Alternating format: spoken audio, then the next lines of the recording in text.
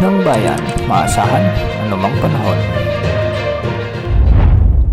Magandang oras po sa ating lahat. Narito ng latest update sa lagay ng ating panahon ngayon at sa susunod na 24 oras at kay dating Bagyong Leon. Sa ngayon ay naglandfall na sa bahagi ng Taiwan si Bagyong Leon at huling namataan ang sentro nito sa layong 285 kilometers hilaga-hilagang kanluran ng Itbay at Batanes. Taglay pa rin nito ang lakas ng hangin na umaabot sa 155 kilometers per hour malapit sa gitna at pagbugsong umaabot sa 255 kilometers per hour. Kumikilos ito ng north-northwest o hilaga-hilagang kanluran sa bilis na 25 kilometers per hour. Dahil pa rin kay Bagyong Leon, makakaranas pa rin ng malalakas na pagulan at malalakas na pagbugso ng hangin ang bahagi ng Batanes at Babuyan Islands, kaya posible pa rin ang mga biglaang pagbaha o pagguho ng lupa, lalo na kung may mga nararanasang malalakas hanggang sa matitinding pag-ulan. Samantalang magiging bahagyang maulap hanggang sa maulap naman ang mga kalangitan na may mga kalat-kalat na pagulan at pagkidlat-pagkulog.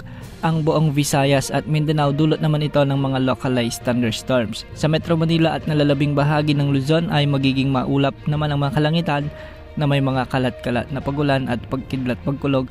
Dulot pa rin ito ng trough o yung extension ni Bagyong Leon. Kung titignan naman natin ang ating satellite animation, makikita natin na nasa kalupaan na ng mainland Taiwan si Bagyong Leon at sa mga susunod na oras ay posible na rin itong makalampas sa kalupaan ng nasabing bansa. Bukas ay inasang makakalabas na ito ng ating area of responsibility.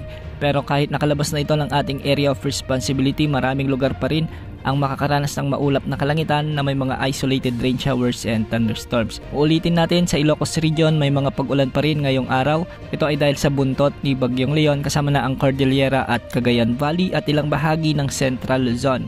Samantalang sa Mindoro Provinces kasama ng Palawan ay makakaranas pa rin ng mga bahagyang malalakas na pag-ulan, dulot pa rin ito ng trough ni Bagyong Leon. Sa Bicol Region ay magiging maulap din ng mga kalangitan at sa may Calabarzon at Metro Manila, ganitong panahon din ang inaasahan. Sa ngayon sa Mindanao may nakikita tayong mga makakapal na kaulapan sa gitnang bahagi ng Mindanao. Dulot ito ng mga localized thunderstorms sa may Davao Region at ilang bahagi ng Sorsogon kasama na ang Caraga Region.